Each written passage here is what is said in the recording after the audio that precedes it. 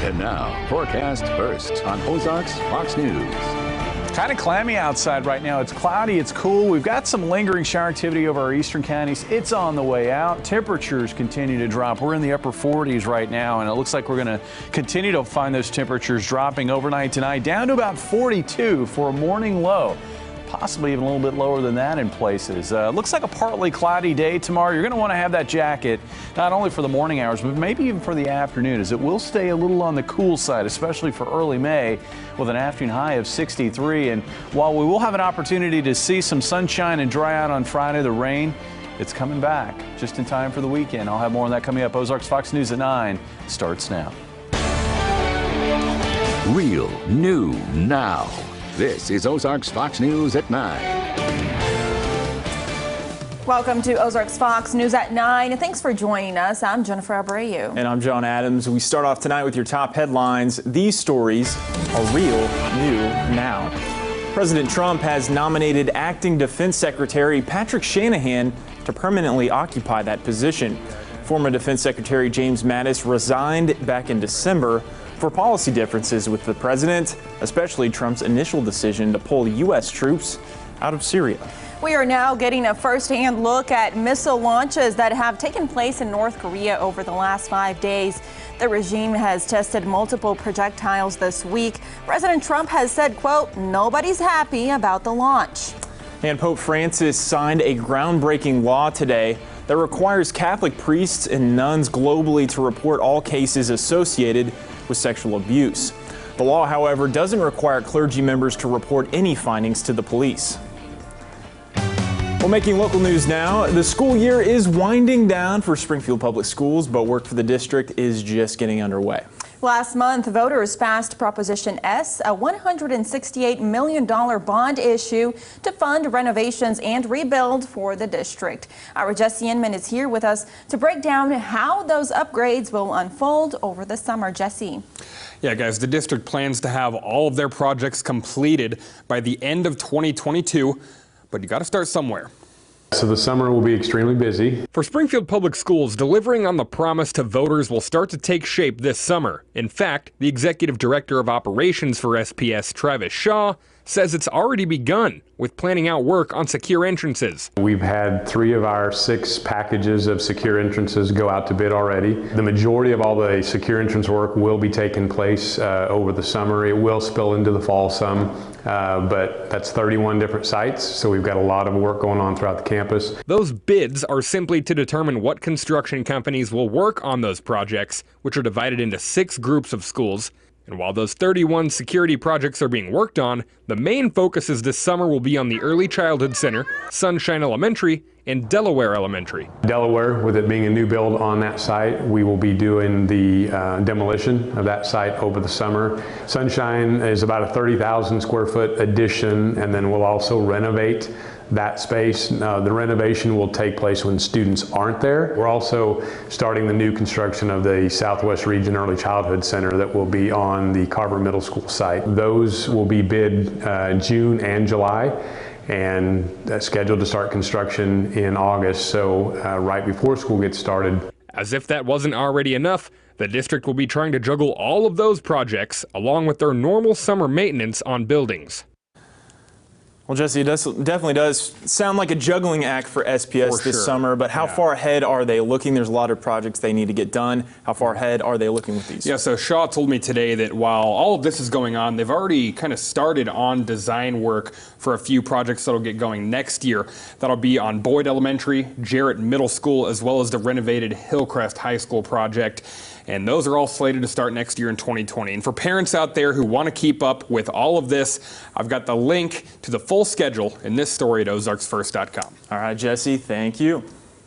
Well, tennis players will see an upgrade coming to the Cooper Tennis Complex for the first time since the place opened back in 1994. Major interior renovations are planned for the complex. 6 of the courts will get new floors, nets, and posts. Renovations will begin in June and run through the middle of July. The south wing and outdoor courts will remain open. While renovations are being done, the project will cost about $500,000. The Cooper Family Foundation and the Parks Board are helping fund it. And tonight, a property management company is offering to help after last week's storms. Many people here in the Ozarks still don't have a place to sleep after tornadoes ripped through the area last week. Now, TLC Properties announced today that it's offering reduced move-in costs for anyone who needs a place to live. The company will also offer flexible leases for those affected by those tornadoes. If you're interested in those housing options, you can call the number on your screen. It's 417-869-1118. We have some new information for you now. The CEO of Great Circle, a behavioral health agency for youth, has been accused of child endangerment. Vincent Hillier is facing 6 felony counts of endangering the welfare of a child and attempted endangerment. The charges come on the heels of a state investigation at the facility in Webster Groves, Missouri.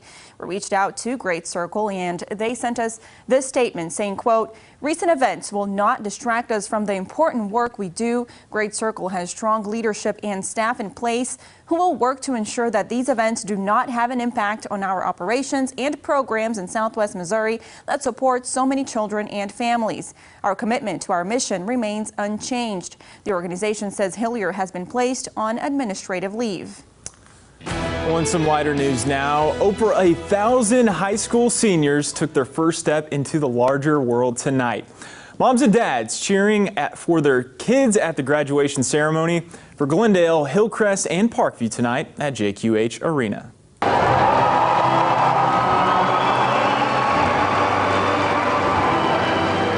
I am super excited to graduate.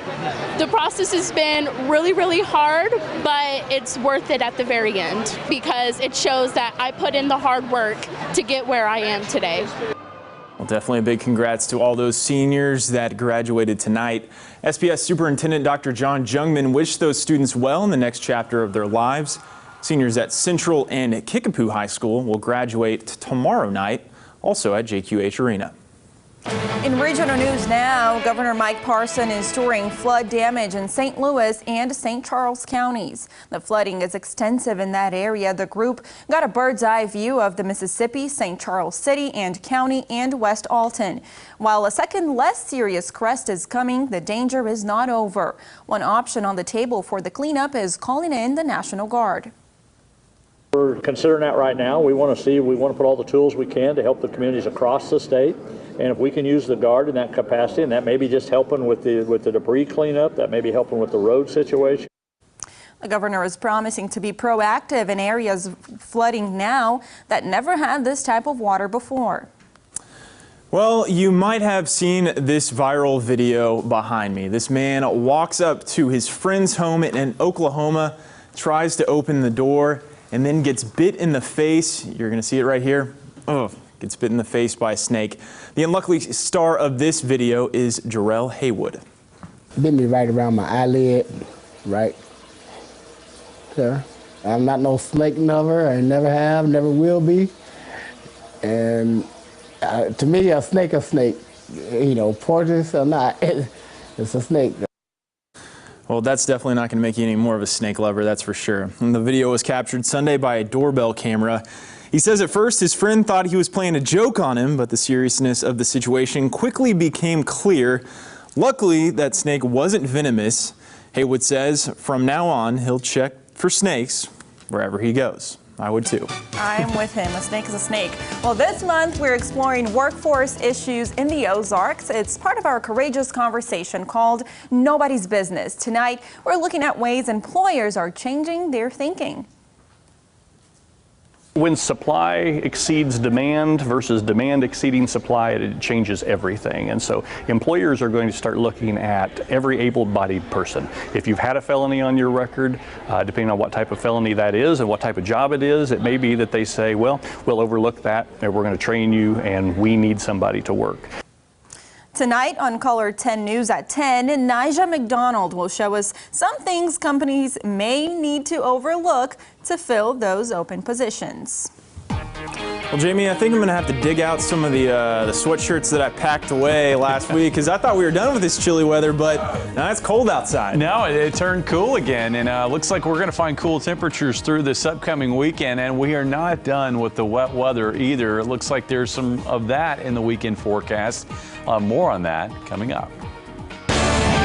You're watching Ozarks Fox News at 9 with John Adams, Jennifer Abreu, and weather with Chief Meteorologist Jamie Warner.